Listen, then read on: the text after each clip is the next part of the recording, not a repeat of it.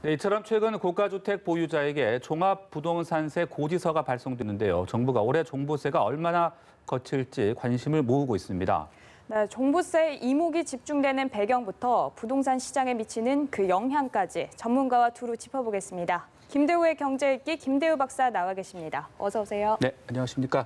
네, 앞선 리포트에서 저희가 봤듯이 이 종부세 대상자가 60만 명 정도 될 거라고 합니다. 이 종부세를 부과하는 기준 또 이렇게 늘어난 배경 설명을 좀 해주시죠. 예, 종부세 개념부터 같이 한번 따져봅시다. 종부세라는 게 종합부동산세예요.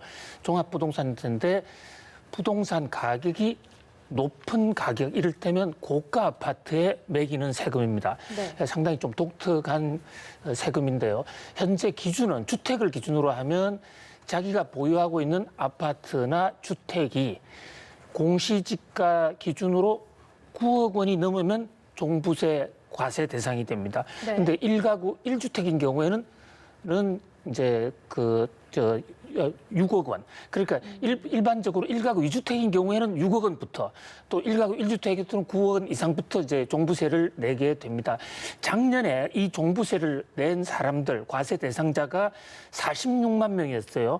근데 올해는 60만 명 훌쩍 넘을 것으로 예상됩니다. 네. 최근에 공시지가도 올랐죠.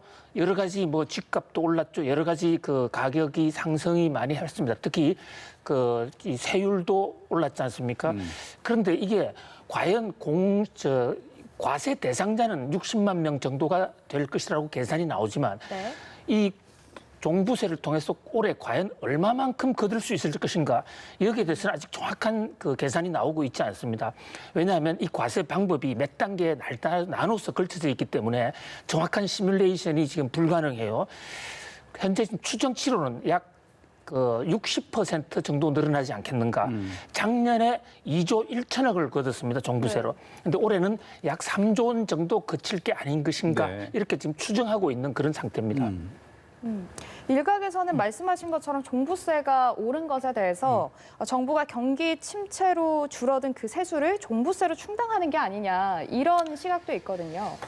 예, 경기 침체로 줄어든 세수를 충당하려면 여기 이 세목이 커야 되는데, 현재 종부세가 전체 우리나라 세입 예산에서 차지하는 비중은 그렇게 크지가 않아요. 네. 우리 이제 총 예산은 지출 기준으로 500조에 거의 육박하고 있고요. 세입 예산은 300조인데 그중에서 아까 말씀드린 대로 종부세가 2조 정도거든요. 이것이 3조로 늘어난다고 해도 1조 가지고 경기 부진으로 인한 세수를 전체적으로 메꾸기에는 조금 역부족이죠. 그러니까 전반적으로 이 부동산 대책과 관련이 더 많다, 이렇게 볼 수가 있어요. 작년 9월 13일 날 이 부동산 시장에서 경제계에서는 이것을 9.13 대책이라고 그러는데, 네. 정부가 9.13 대책을 발표했습니다. 그 당시에 핵심 내용이 바로 종부세를 대폭 올리는 거예요. 당시 5가지 폭탄을 집어넣었다고 이렇게 시장에서 얘기가 나오고 있는데요. 첫 번째, 세율을 올렸죠.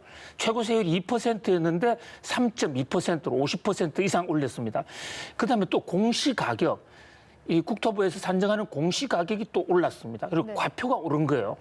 거기다가 과표 구간을 다단계 하면서 세율을 실제적으로 더 올렸고, 또 공정가액 비율이라는 게 있습니다. 이것은 공시지가의 몇 퍼센트를 과표로 잡느냐 하는 것인데, 이것을 80에서 85%로 높였고, 거기다가 또 상한선을 300%로 올렸습니다. 문자 그대로 종부세 올리는 5개의 카드를 한꺼번에 내놓은 거예요. 그래서 이번에 종부세는 생각보다도 상당히 많이 늘어날 것이다. 또 종부세 대상자도 신규로 종부세를 받아보는 사람도 많아질 것으로 보입니다. 그렇다면 구체적으로 좀 얼마나 거칠 거다, 이렇게 예상을 하시는지요? 예, 현재 지금 종부세 5가지 그 인상 툴을 모두 감안했을 때 약 3조에서 3조 1천억 정도로 현재 예상이 되고 있어요. 네.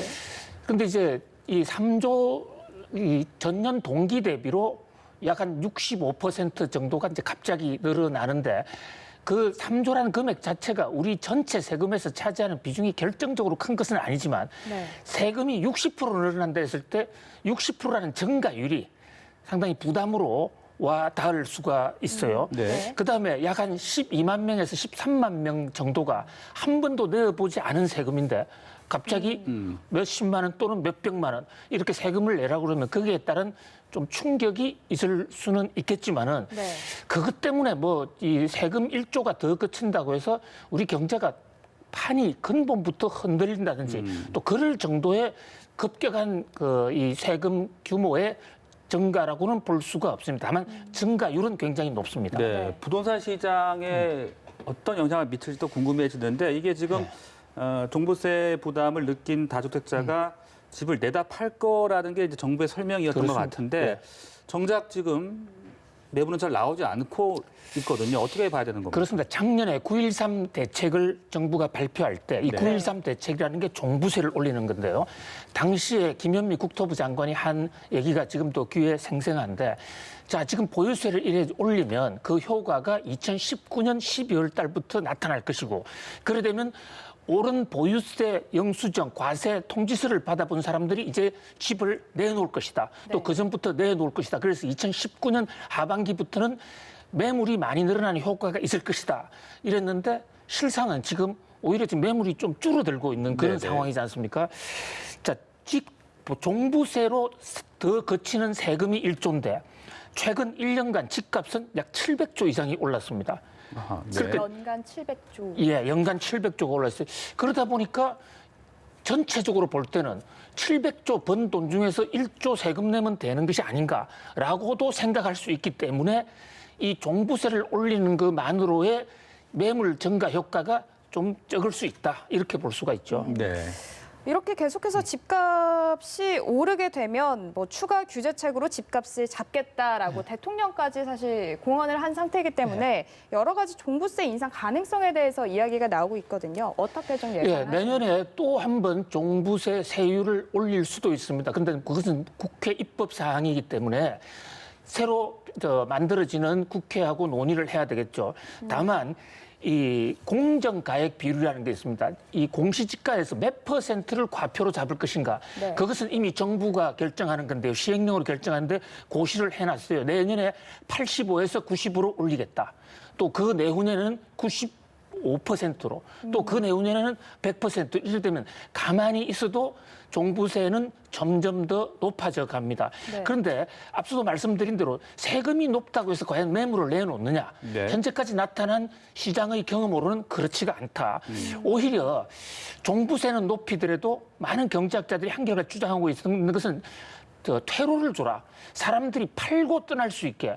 지금 2주택, 3주택 가지고 있는 사람들이 이 종부세가 높아져서 팔 수 있으려면 양도세를 좀 내려줘야 됩니다. 그러니까 네. 종부세를 비롯한 보유세는 올리고 양도세는 한시적이라도 좀 내려줘야 그 사람들이 시중에 매물로 내어놔야 그때 부동산 가격이 공급 확대에 의한 가격 하락이 올 수 있을 것 아닌가. 네. 지금과 같이 세금을 일방적으로 올리는 구조에서는 세금의 그것이 또 시장의 전가가 돼서 가격이 더 올라가기 때문에 세금 인상만으로는 이 가격을 잡을 수 없다, 매물을 늘릴 수 없다 이렇게 주장하는 경제학자들이 적지 않습니다. 네, 알겠습니다. 지금까지 종합부동산세와 관련된 내용들 자세하게 짚어봤습니다. 박사님 말씀 고맙습니다. 고맙습니다.